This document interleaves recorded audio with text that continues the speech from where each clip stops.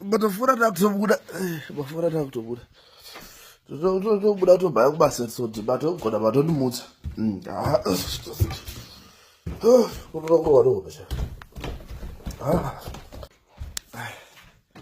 saka kuri sei kumba hako kuno kuri nani ndabuda ndisina bhutsi chando snow ndatokangano kukana uchingobva umuka unenge wakarohwa nechidzimira kasaka ivi nogeza chako ndasa ndatogeza rega ndigeze ndiende kubasa ndokufondera ina nhikrika Nash. Nash. Yeah. Your brother's calling. Huh? Mkoma zviri sei? Matofona ndanonoka kuningirika. Kutomhanya kwenda kubasa izvozvi. Ndanonoka. Kuti sei kumba? Mawana. Utongoruwa basi ndakadaro. Otherwise murire sei zviri kuhamba. Mawani ndinoda kufonera naningirika. Usakati. Fonkarako.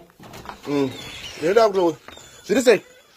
Kamala kwatobva kutosinowa saka zvingaenda zvokutofika zvinhu zvakati zvinotodziya chaizvozvo. Otherwise. Okay. Vaudzei vaningirika ndavafonera ndadzoka basa.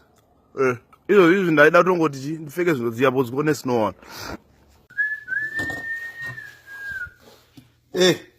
Samantha. Iyo Samantha yo. Madhira kwakadhaka ndakutaura kuti nditumire manhingirini. Mapictures akuna nhasi azatotumira. Hold on. I think pana munhu akunoka padoor. I think pana munhu akunoka padoor. Ndakuti nditumira mapictures ako ndira kuona chichi but nanhasi azatotumira. Iwe. Ananga ndoda kutamba nebrenzi angu ndiri kuti pane munhu ari kunoka kandi kutosvika panzewo. Hapana kana munhu aripo. Ndinofunga kuti maybe pane munhu aripo. Hello?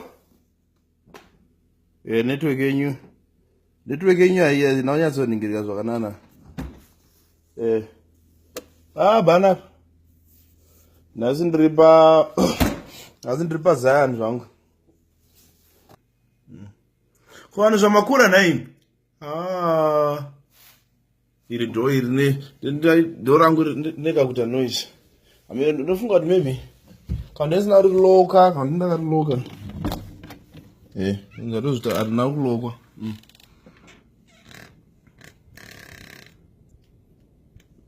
Ndisina kulokwa.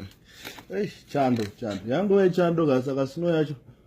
Kutozara kwayakaita kumashure kutoti undoshaya kutoti manje ndinofamba sei pakadai. So plus ndada topinza macheza angu. But I couldn't take them in manje nenyaya kuti ichando icho ndakachinonokera. Otherwise ningirini Joseph atatse. No.